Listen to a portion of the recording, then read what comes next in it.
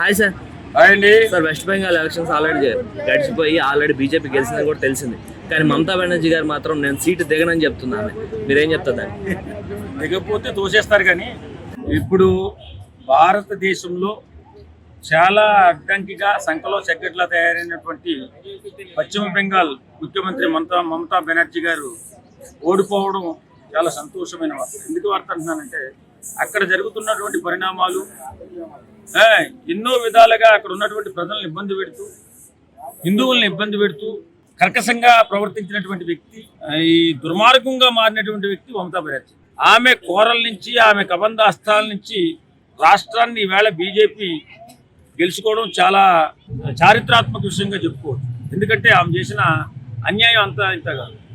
ఎంతో మందిని చొరబాటుదారుల్ని ఆహ్వానించి దేశంలోకి రప్పించి వాళ్ళకి అన్ని సౌకర్యాలు కల్పించి ఆధార్ కార్డులు, ఓటర్ కార్డులు ఇప్పించి మతోన్మాదుల్ని తయారు చేసి ఇష్టానుసారంగా దేశాన్ని అస్థిరపరచాలనేటటువంటి ఉద్దేశంతో సర్వనాశనం చేయాలనే ఆలోచనతో దుర్మార్గంగా ప్రవర్తించినటువంటి వ్యక్తి మమతా బెనర్జీ గారు.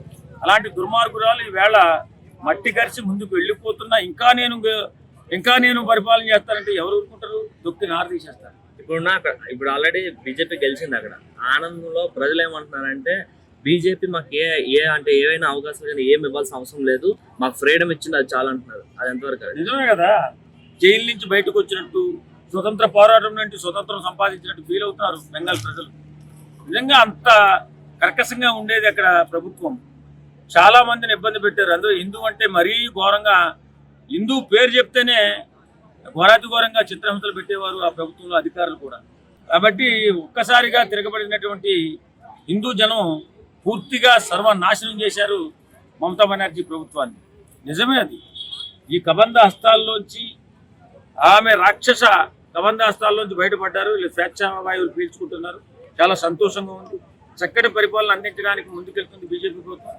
తప్పనిసరిగా ఆ రాష్ట్రం అభివృద్ధిలో ముందుకెళ్తుంది. అలానే టీఎంసీ ఉన్నప్పుడు వెస్ట్ బెంగాల్ రాడికల్ ఎవరైతే లీడర్స్ ఉన్నారో, టీఎంసీ లీడర్స్, వాళ్ళు 2000 మందికి పైగా అమ్మాయిల్ని రేప్ చేయడం జరిగింది. సో దానిపై అంటే వాళ్ళు ఉసురు తగలడం కూడా టీఎంసీకి పెద్ద నష్టం జరిగిందని చెప్పి ఇప్పుడు కర్మ ఎవరిని వదిలిపెట్టిందండి. ఎవరైతే దుర్మార్గం చేశారో, ఎవరైతే అన్యాయం చేశారో, ఎవరైతే అక్రమంగా పరిపాలన చేశారో వాళ్ళని కర్మ ఎలా వదిలిపెట్టింది. ఎందుకంటే అందులోని ఆడపిల్లల ఉసురు ఊరికే వదిలిపెట్టింది. కాబట్టి ఎన్నో అన్యాయాలు చేసినటువంటి ఆ రాష్ట్ర నిరంకుశత్వ మనుషులు ఇవాళ నేల కొరిగిపోయారు. ఖచ్చితంగా మంచి భవిష్యత్తుతో బెంగాల్ ముందుకెళ్తుంది. ఇప్పుడు వెస్ట్ బెంగాల్ ఆల్రెడీ బంగ్లాదేశ్ మళ్ళీ బంగ్లాదేశ్ పంపిస్తామని చెప్తున్నారు.